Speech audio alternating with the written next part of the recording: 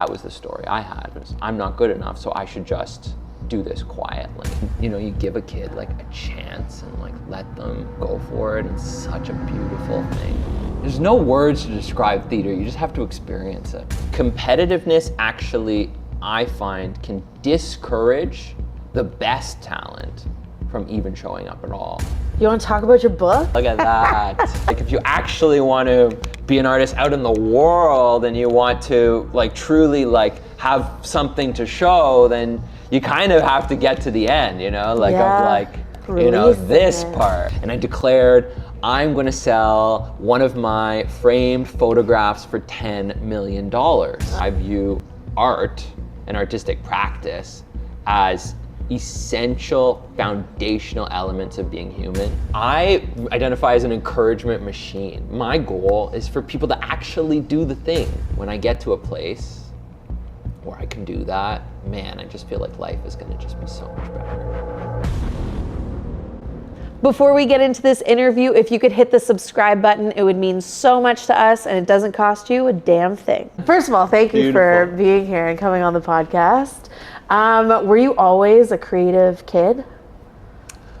Whoa. Yeah, straight out the gate. Jumping right into the profound questions, Alison. Was I always a creative kid? You know, when I think of my childhood, I think of like literally doing song and dance routines for my mom in the kitchen. Like, so our kitchen had kind of two entryways, one from like the living room and one from the hallway. Right. And so I would literally run from one to the other, like it was like a backstage area. And like, I still do this with my family. But yeah, I think that there was a period when I was really young where I was called shy. And I think I was just taking everything in. And I believe that's a big part of creativity. So yes. I'm going to go with yes. Amazing. I love it. And you're a poet, you're a photographer, you got a book out. Which love came first? Thank you. Which love? Honestly, theater. Yeah? Theater, which was none of the things you mentioned. But that's all right. I also believe that it's all, in a way, theater. To me, theater is kind of, just like, essentially just like magic. And if anything, magic may have even come before theater. I loved magic tricks growing up. But yeah, I was really lucky to be taken to the theater growing up. I was so lucky, and now I realize how fortunate I was, because some people have they might go their entire life without having a live theater experience, which to me is like incomprehensible. I literally had theater tickets like all over my entire wall. My mom, I was very, very fortunate to be taken to the theater, and I loved how like the lights went down, everybody was quiet, we were all engaged in this activity together. It was like a passive thing as an audience, but like, and then these people who worked for days, months, weeks, years putting together this production, like hundreds of people came together and like to like create this like 2-hour like often masterpiece. I remember seeing like Oliver, like a Mervish production of like Oliver when I was really little, and it was just like a masterpiece. Like there's no words to describe theater, you just have to experience it. And I always just want to be bringing that, the energy of that, to everything I do. Did you do theater through school? Yeah, so not really school at the beginning. The beginning I was enrolled in kind of a program like called Characters Theater Troupe, where like my mom like paid a fee, and then I was in like a production. I think the first one was either Grease or Fiddler on the Roof. And yeah, I was still quite like shy in that context, but I really loved it. And I was given my first solo ever in Fiddler on the Roof when I was in grade 6 or something. It was an entire song. Like I was playing Mottel, the tailor, and the song was Wonder of Wonder, Miracle of Miracles. But they didn't that song wasn't like critical for the show, and they didn't know if they were going to like let me do the song. They didn't know if they had faith in me doing it, but they ended up, like I ended up doing it, and it was such a gift to give me to get to do that. And I look back at that moment as just when, you know, you give a kid like a chance and like let them go for it, and it's such a beautiful thing. And then I went on to go to audition-based school for grade 7 and 8 and high school drama programs, like all throughout high school. Like I did drama every single day. So again, super fortunate to have that experience. Amazing. That's awesome. And what did you do after high school? What was your post-secondary or after high school plan? It's a great question. So because I was in an arts high school, I was at Unionville High School, which was a great high school at the time. And in grade 11, I was still doing, at that point I was doing lots of community theater, and I literally got the role of Harold Hill in The Music Man, if you know it. It's an incredible role. I was so happy to be able to do that in grade 12. But simultaneously, I was kind of having to decide, right, about what to do for university. And I just didn't see, even though theater was really like what I loved to do, I just didn't see it as like a viable career path. And whether that was a story I was telling myself, like I'm not good enough, or a story that, you know, I never got the right person in my life who like really like got what it was about for me. But I did something that was still pretty great, which was like a media and technoculture program at Western, plus television broadcasting. It was like a joint college university program. So I got to learn a lot of storytelling skills. It just wasn't like specifically theater, which was probably like a good call considering how everything is like, you know, digital technology, content, storytelling, all that. Like it's very important today. So absolutely, 100%. And when did you get into poetry? Have you always been into writing poems, or is that a later in life thing? So I remember I wrote my first kind of like true poem that came through me when I was in, I don't know, like 11 or 12 years old, and it was like a pretty sad, like emotional poem. Like it went, the what do you call the chorus of a poem? Like the repeating stanza. I don't know if there's a word for that, I don't but even know. There's like a chorus in this poem. Yeah. And it was, tears are what I feel at night. Tears are what I feel when I hold you tight.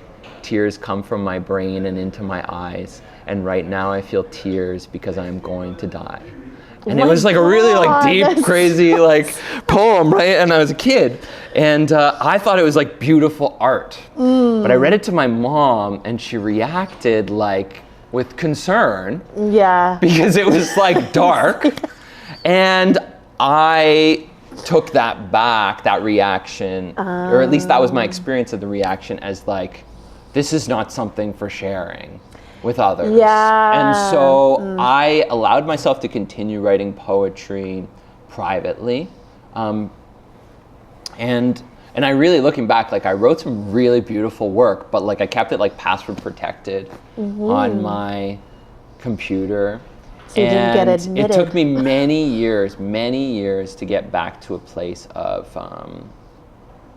to ever like actually share it like more publicly. Yeah. Wow. I remember, I feel like when I really started to come into it, like the poet side of myself, like to truly embrace that, I was, it was just like, I don't know, 7 years ago or something. I was studying at a clown school in France. And as one does. Yeah, because, you know, I love it. That's another story. We'll get to that. So, and I was an hour south of Paris in a small town called Étampes. And, but we could go to Paris on the weekends because I was an adult. I lived there, so I went to Paris. And in Paris, the poetry community, the English-speaking poetry community, is quite small. Even though when you think of like a lot of the great poets throughout history, they really like spend a lot of time. They talk about Paris a lot. Like it really has that poetic energy. And so reading my poetry in Paris, France, at like a poetry night, and being received as a poet there, like made me feel so legitimate, versus like I feel like when I've read poetry in Toronto before that moment, I felt just not seen at all. And that is no fault of Toronto. Now I feel differently about it, but It might be a little bit of fault of Toronto. yes, I really do believe that Toronto is like, we misunderstand like the poetry that exists in Toronto. Yeah. It's there. It's just, I think it has to do with a lot of the stories we tell ourselves about what this place is. Same thing with Paris. It's like, because I was telling myself the stories of what that place was, like, I just was so energized by it. Yeah, so that was a real big turning point for me when it came to poetry. Amazing. And so what's your opinion on Toronto now and the poetry scene? Yeah, I think that there's a lot of ongoing poetry nights that happen here, which is really great. And the people who run those really do care a lot about poetry. I actually think that in Toronto, what we suffer from often isn't scarcity, it's abundance. We've got so many people who are brilliant poets, English-speaking poets, versus in France, that was a very small group of people. And so the competitiveness actually, I find, can discourage the best talent from even showing up at all. And so then I actually think what ends up happening often is like mediocre talent ends up being the most featured. And I think that comes from an abundance of talented people. And then a lot of people who are the most talented are also often, in my opinion, the most sensitive.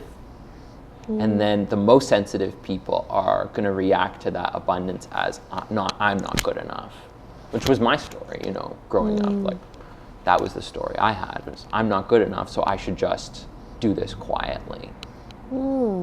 Art in general.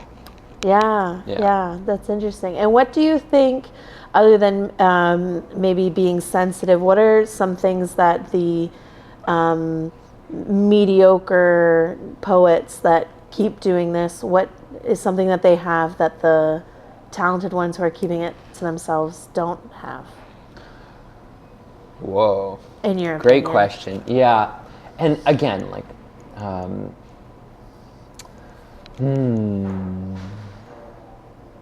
yeah, I would say that it's just tenacity and grit, because that is not correlated to talent. It can be, but you can have both, but there's one is completely separate from the other. They're completely different behaviors. That is the distinction. Yeah, very fair. Yeah, they're definitely don't have to be related at all. Yeah, exactly. 100%. Do you find social media for you is important, like having your broadcast background and being an artist? Do you find it important? The same thing comes up with me where it's like an abundance problem. It's like I actually feel like social media is a great place to be exposed to all sorts of stuff. But like, in terms of having an enriching, high quality experience, that is extremely rare on social media. But I also don't really see social media as like this umbrella. I think YouTube is definitely a different space than Instagram, different space than Facebook. It's like countries, right? It's like they're very different places, You're going to Paris, France, going to Toronto, you're going to New Zealand, you're going to, Bangkok. Like, it's an extremely different place, right? With different rules, different cultures. social media is like essentially like a mirror of the world in terms of like each space is different. Yeah, but generally speaking, social media, I find, especially for like the sensitive ones, can be like overstimulating and just like diminishing. It can often be diminishing of creativity. At least I found that for myself, like especially the consumption of it. Yeah. Yeah, absolutely.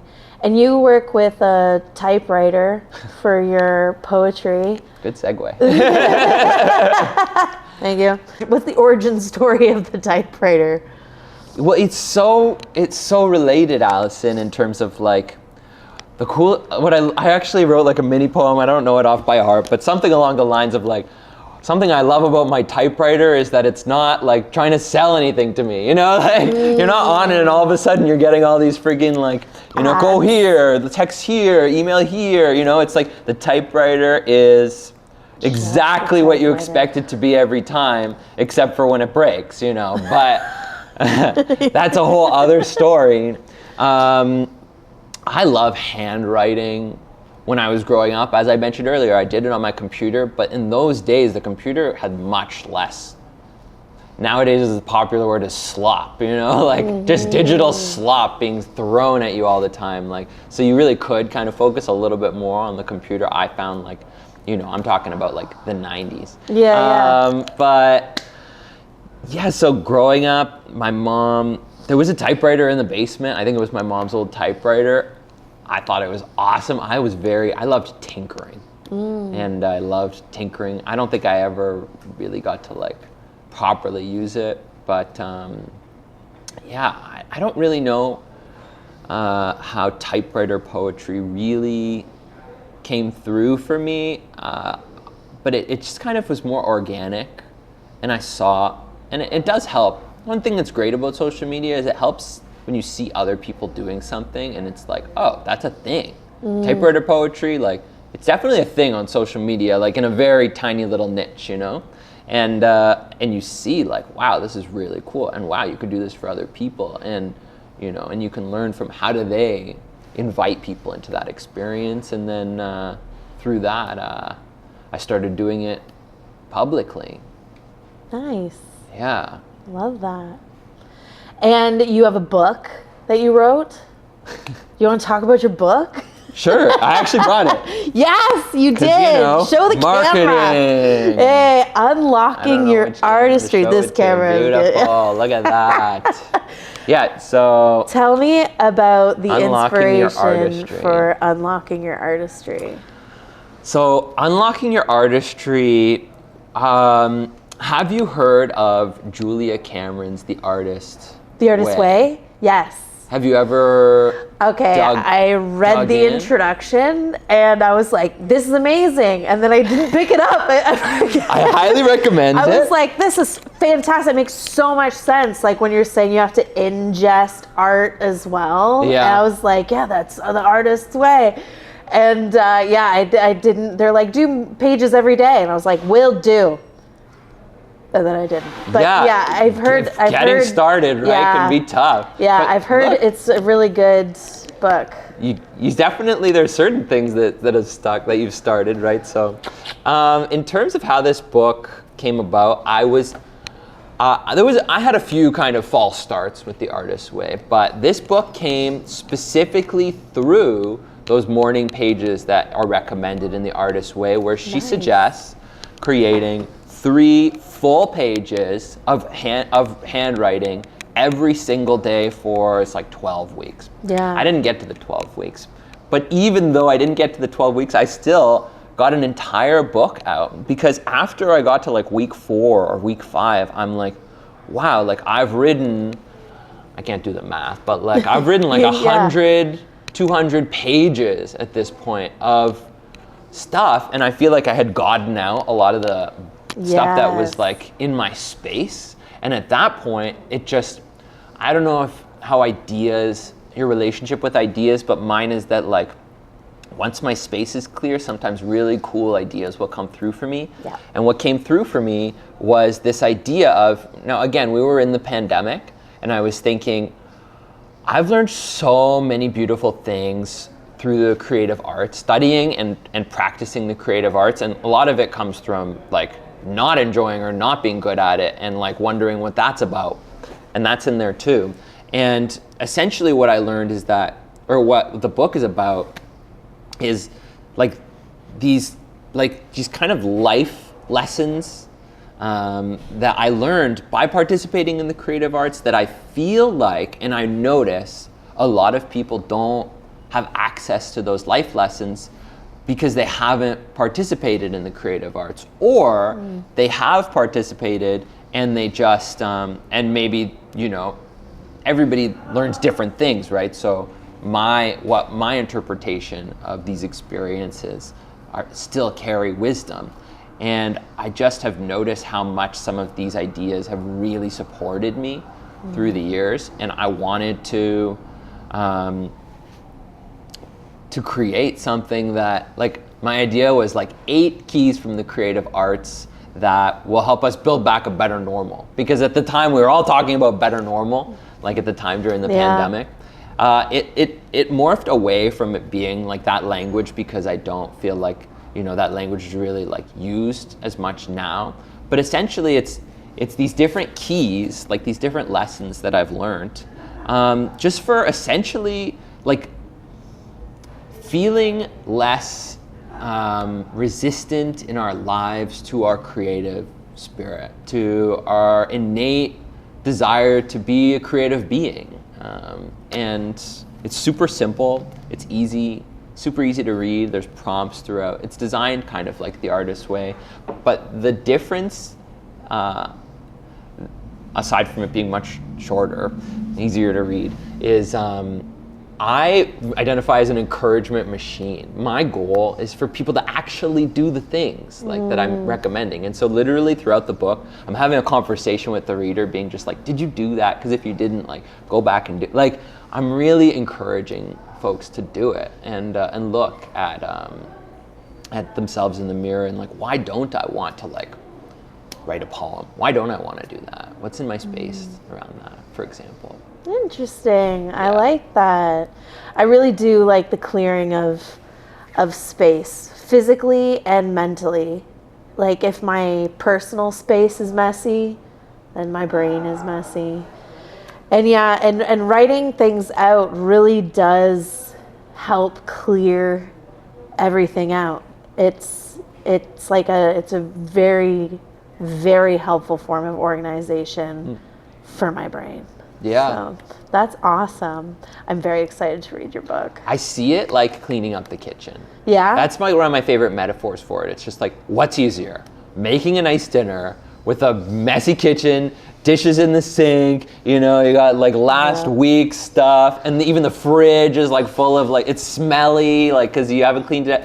Or like cleaning the whole space and then starting from there. And like ultimately, like, most people are going to agree that the easier thing to do when you want to make a meal is to first clean everything up. It doesn't mean that it's like that it's easy to do. It's just that like it's going to make the experience more pleasant if you actually do it. Yes, I was going to say, it's so much more satisfying. Right? There's still going to be resistance, you know, like you can make the meal, and you might think it's easier because you're quantum leaping over the step, you know? It's like, oh, well, I'll clean as I go. But like, you know, it's going to be more pleasurable if you clean up first. And so, yeah, I view the same thing when it comes to like clearing out our thoughts, clearing out, you know, what's going on in our bodies, etc. Yeah.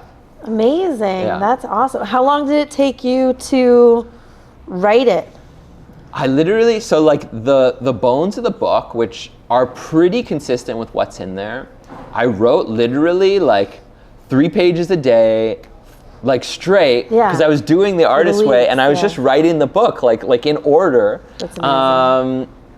And it took me, I don't know, like 2-3 weeks to like write the actual like content, but then to turn it into a book, that took me like a long time more. Yeah. Most of that time just being like resistance. You know, like, nah, I can't. We'll get there. We'll get there. But I was so proud of myself for writing the book in the first place that I was just like, all right, like, but that's the thing is like, it doesn't really matter. It's great for you, but like if you actually want to be an artist out in the world and you want to like truly like have something to show, then you kind of have to get to the end, you know, like of like, you know, this part, you know, and so, but writing the book, for some people, they might think that's the hardest part, but for me, I actually think the hardest part was the getting it to the point of like, I can hand this to you, you know? Like, yeah, 100%. Yeah. Do you think like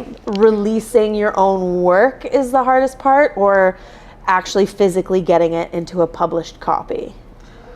Well, it's both. so freaking easy. Same thing with a podcast. Yeah. The technology we have available to us. Yeah. I honestly, quite honestly, I self-published this through I was gonna ask you Amazon that. for free. Amazing. For free. I didn't pay $1, and I can have copies of my book and other people can buy them, and when other people buy them, I get money.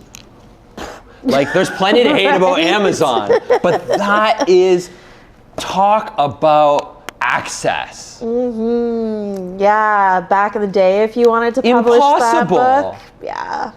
Impossible. Hi, Penguin, can I please? Yeah, and like, I have a lot to say about, you know, does this help me get a publisher to actually work with me? Because I thought that this would be like a golden ticket to getting a publisher to work with you, but you go and you listen to like the experts, they'll say, don't even show them your self-published book. They'll say, don't even show them your, I'm like, why? What? You know why? I'll tell you why. This is why. This is why. This is why.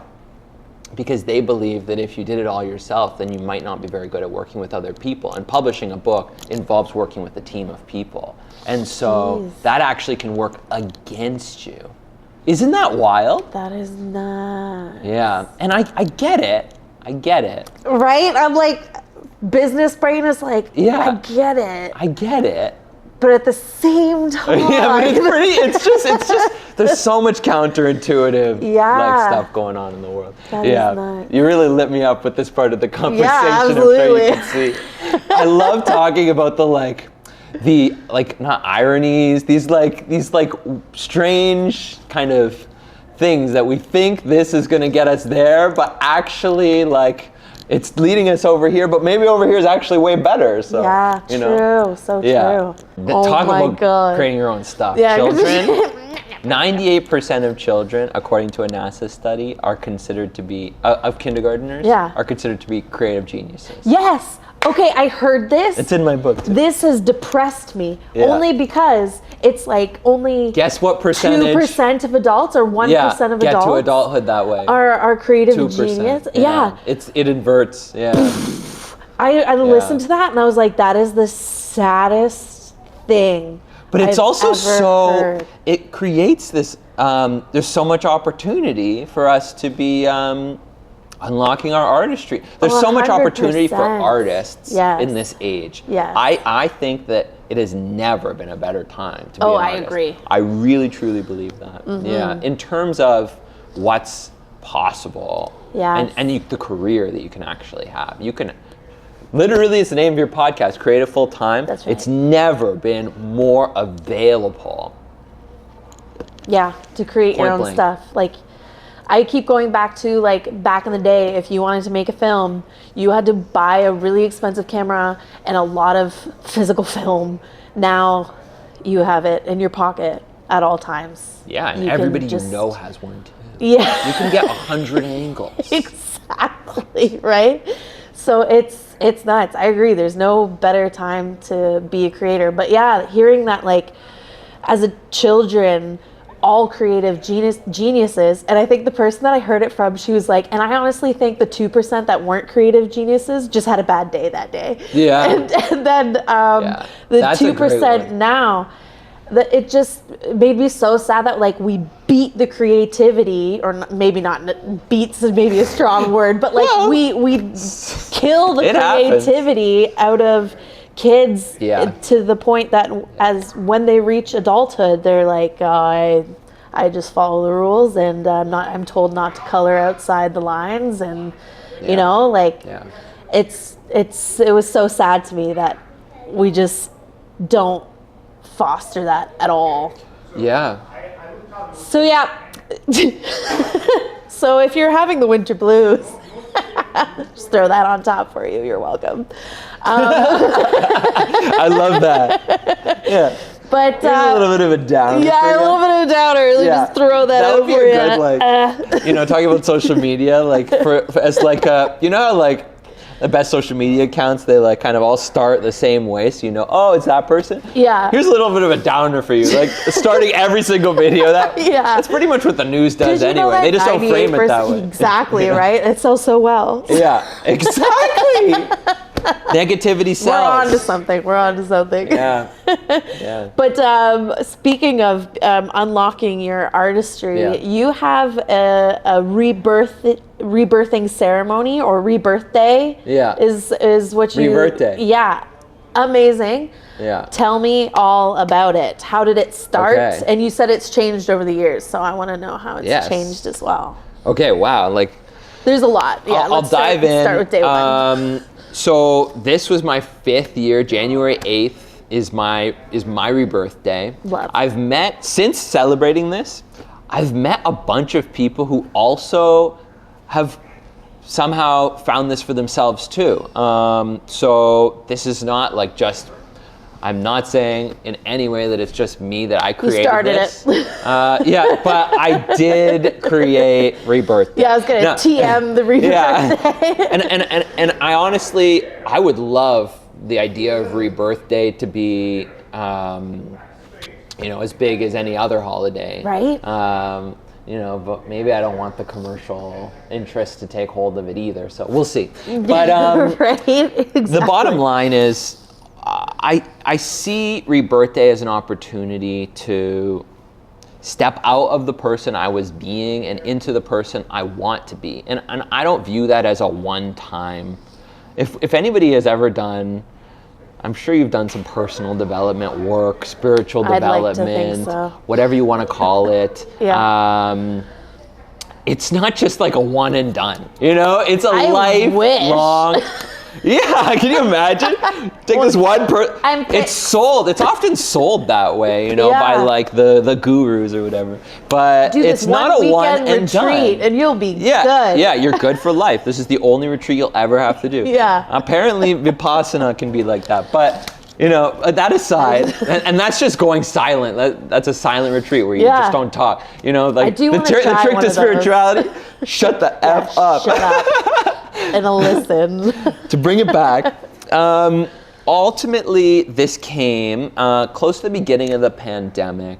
I created this declaration. I made this video, I made it black and white, like it was like super dramatic, and I declared, I'm going to sell one of my framed photographs for $10 million. Amazing. And that video actually like did really well. Like people were like, whoa, like they believed me because I declared it, and I like also said I'm gonna do it by March 3rd. Like literally I gave myself like 3 months to do this thing that like I was like couldn't have been further away from like where I was, you know, but ultimately the reason I did that was because first of all, the pandemic was happening. I'm like, if they could shut down the world and people can be billionaires, then I can sell a piece for a lot of money. Why the heck not? Like, right. And if people who are no longer living, like hundreds of their artwork pieces can be worth $10 million or more,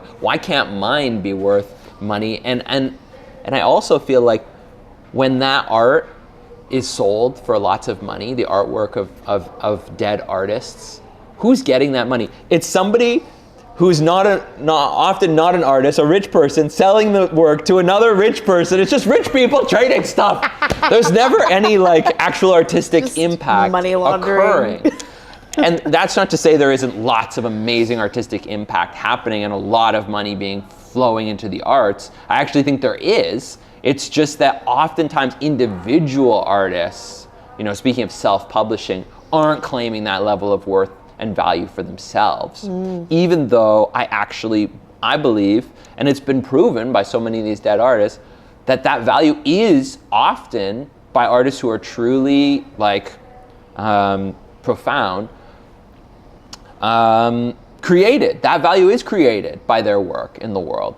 And so I'm like, why can't I be an artist like that? And what if I actually achieved this? Could it be an inspiring story? Does it have to be like fuck that guy kind of story? Could it be an inspiring story? How could it be an inspiring story for independent grassroots artists? And so that was the mission. And the first strategy I took to succeed at this mission was I knew that there was no way the person I was being would ever actually achieve that goal.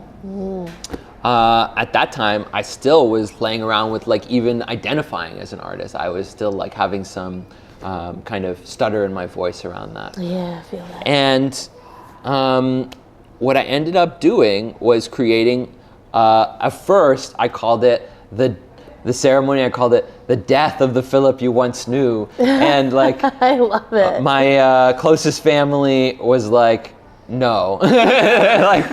No, that's not, I don't like what you're saying. This is not cool. This makes me uncomfortable. And art's supposed to make you a little uncomfortable, but I shifted the language to be more inspiring, because that was the mission, into a public rebirthing ceremony that I held outdoors on January 8th, 2022, at the Yorkville Rock.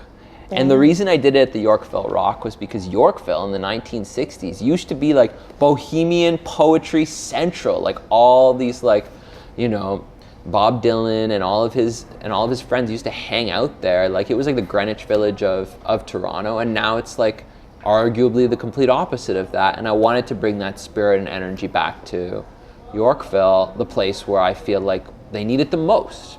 And so I had a bunch of different artists lead these different, a musician, a guided visualization, this profound storytelling session, and it was this hour ceremony. A bunch of people turned up, and there was a bunch of people passing by that were definitely impacted by it, and that was the first rebirthing, and that was kind of where I birthed.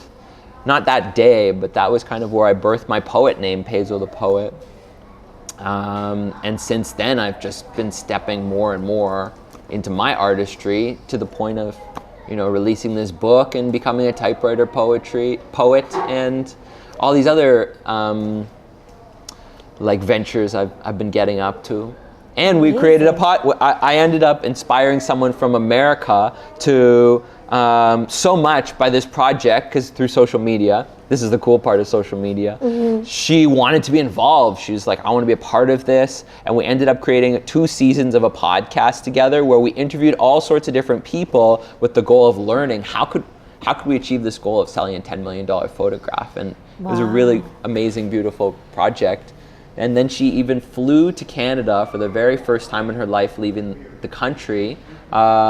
And we shot an entire documentary film about the project as well. No way. So yeah, it's to bring it back to Rebirth Day. This year was my fifth year. Can't even believe this math. It doesn't even make sense. Maybe it was my 4th year. Numbers. I'm an artist. But numbers. No. So this year was the first year since that first time where I brought community back together for this celebration. In previous years, it was more something I did kind of more solo and or with a close friend. Nice. One year me and my buddy Richard, we tied red balloons to all these different Toronto landmarks to bring back that childlike spirit. And one of the landmarks we tied it to was the Ontario legislature, where Doug Ford is in power. And we tied the balloon there. I took a couple photos, and then a security guard came out like livid, and he's just like, do you know where you are? And we're just like, no. And then he's just like, is this yours? And he pointed to the balloon, and I'm just like, no. And then he's just like, don't shit me, like don't mess around with me. And we're just like, we're just gonna go. And then we just started going, and then he popped the balloon as loudly as he could, like staring us down.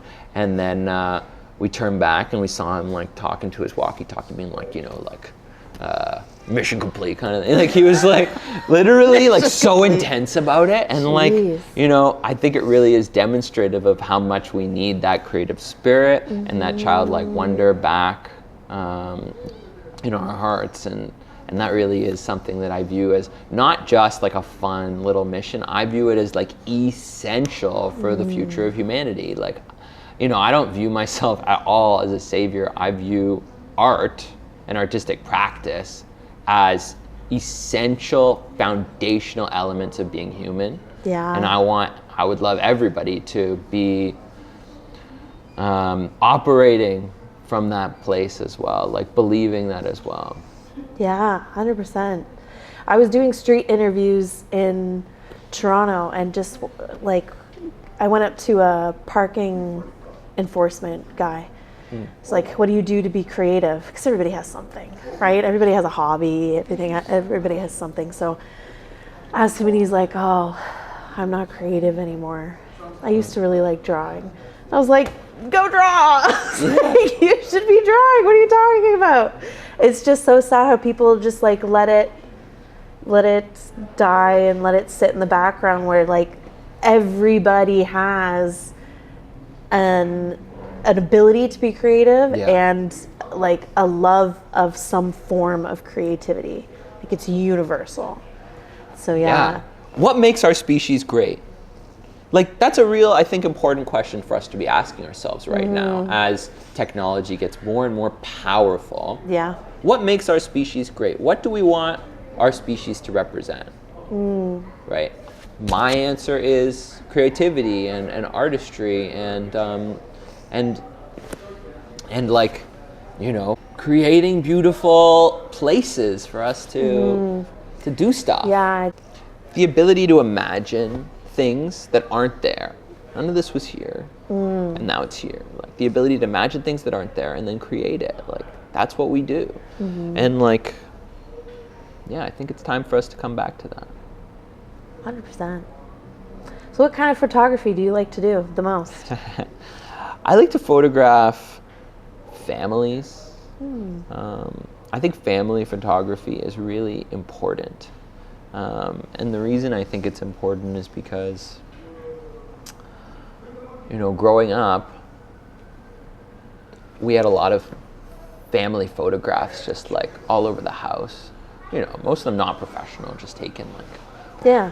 But what's cool about a professional, first of all, is if an artist is creating, their artwork with your family, then you can have something that's really like a really cool, beautiful album or piece. And I think that's really special. Like, it's special that people can't really wrap their heads around unless they've experienced it. So there's that. And then also, like, everybody in the family can be involved in the photograph versus, one person taking the photograph and everybody else being in it.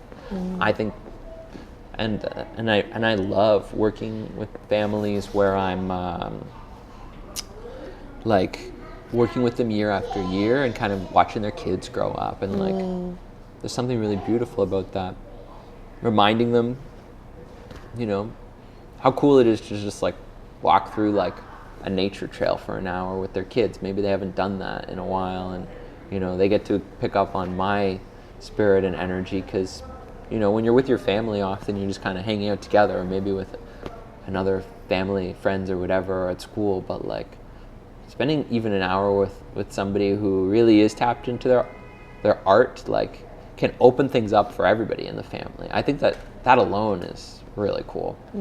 So that kind of photography, and then also helping like business owners, entrepreneurs, and artists, like with their branding images. And the way that I approach that, I have a product, I call it like the Vision Maker's Photo Experience. And the whole idea of that, it's similar to rebirthing, where it's like we take photos of like who you were being, let's say, like before you started your business, like where you came from, like, you know, maybe places that are from your history or lived experience, places that mean something to you, like where you are now. So like, let's say your studio space or whatever that is, like those places that like matter to your business now or your work now, and then like where you're heading. So like, you know, a lot of the time I find that the imagery that I create is used in people's businesses like 2, 3, 4 years after we actually created it. Not just because like they don't want to pay for a photographer again, but because those photos are still relevant, because we were thinking about where they were heading.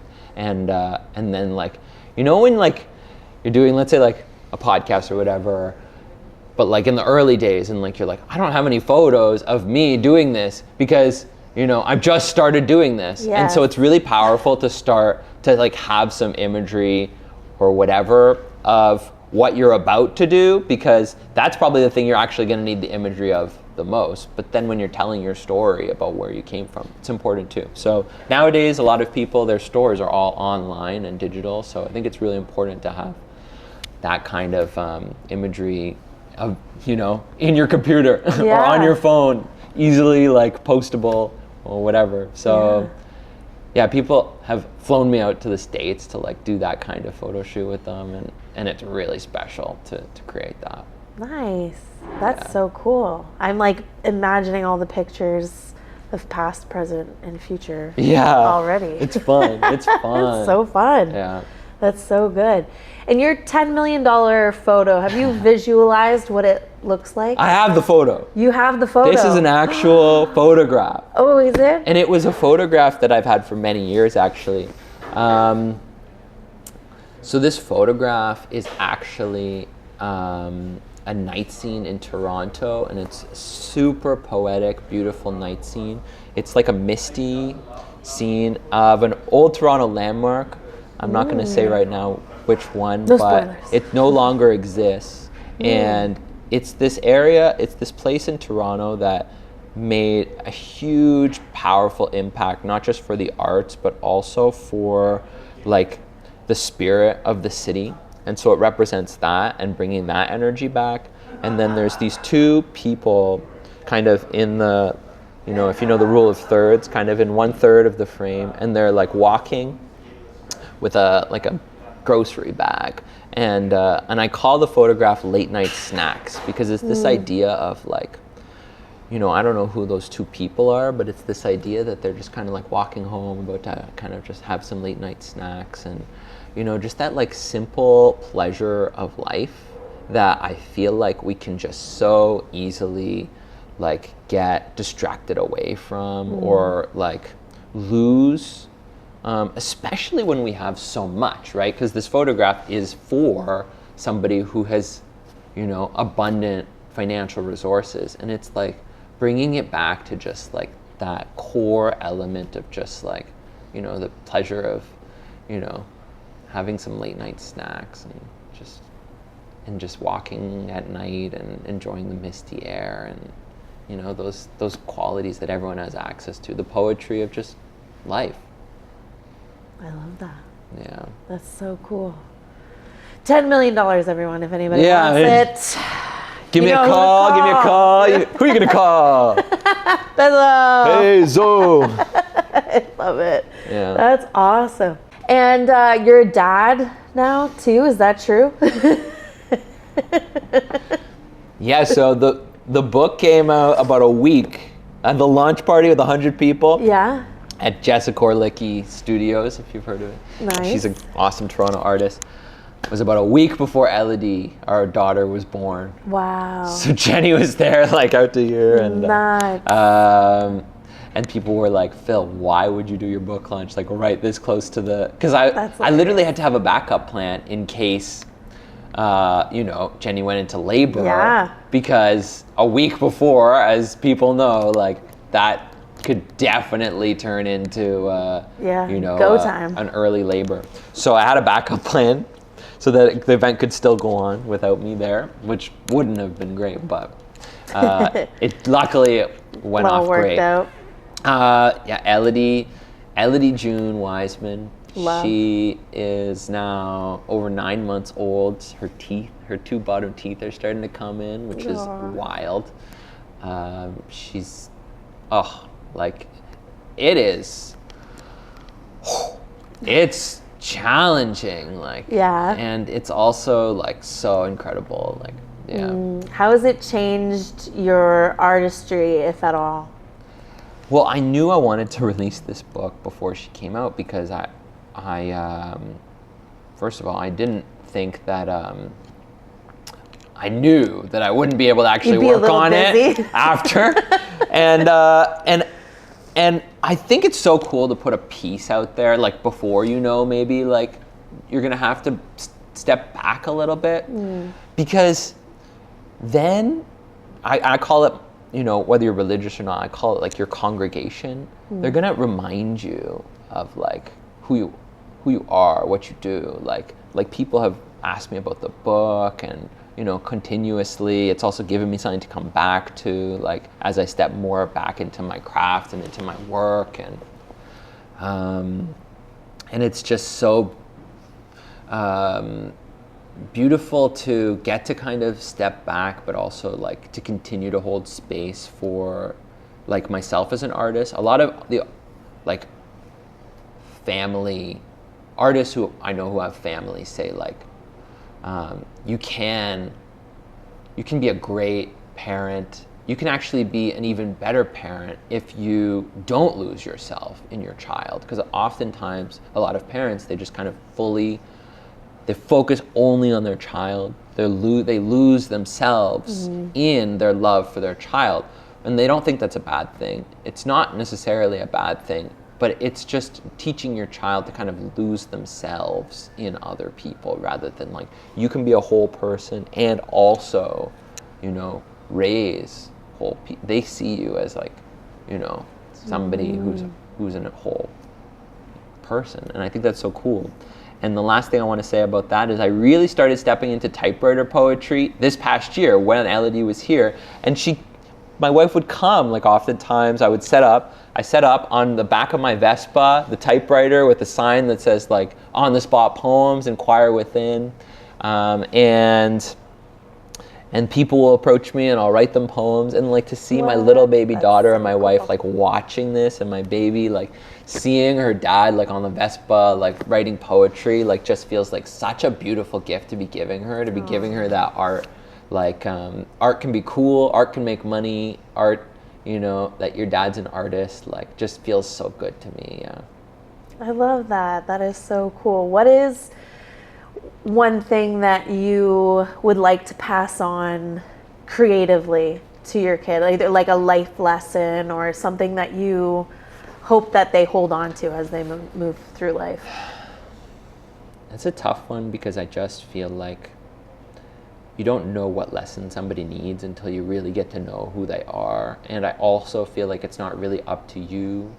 Like, it's up to them to learn lessons, and you just kind of, like, the more you try to impose lessons on people, the less they're probably going to learn them, So I would say that it's more, my desire is to learn from her, and to really listen and be present to her, because it's hard to do that. It's like, there are other important priorities in one's life than just your child. Like, you have to make an income in this world, right? Like, you can't not do a job. You have to, make dinner. You have to do and, like, that can be an activity that includes them at a certain age. But when they're a baby, like, they want your attention all the time.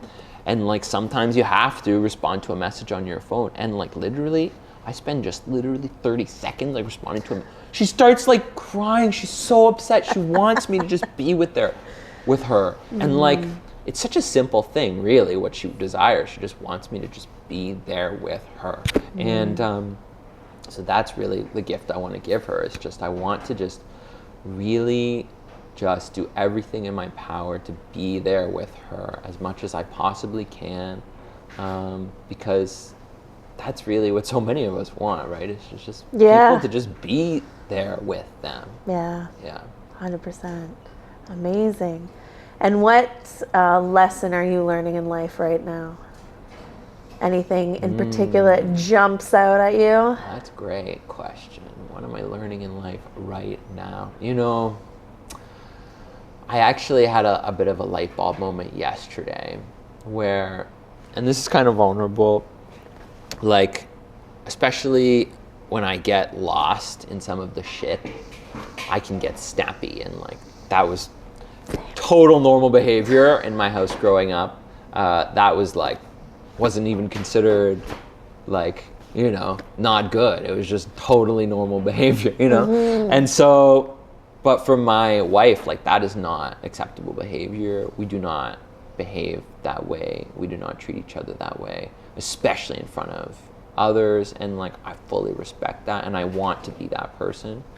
And so yesterday, my wife was telling me, like, you know, she was reminding me of this, and my instinct was to explain, it was to defend, was to, you know, et cetera, and I just didn't say anything at all. And like, she didn't ask me like to respond, she didn't ask me for any like follow-up. I just like, we were just silent after that. And like, that was a bit of a breakthrough, because I feel like I often make things worse after I'm reminded of that, and instead, like, I let myself have that whole chaotic conversation just with myself instead of and it was really, really enlightening, because I feel like I made probably more progress by not engaging like with all of those parts of it, like by not like defending, by not, you know, even if I would have just like been like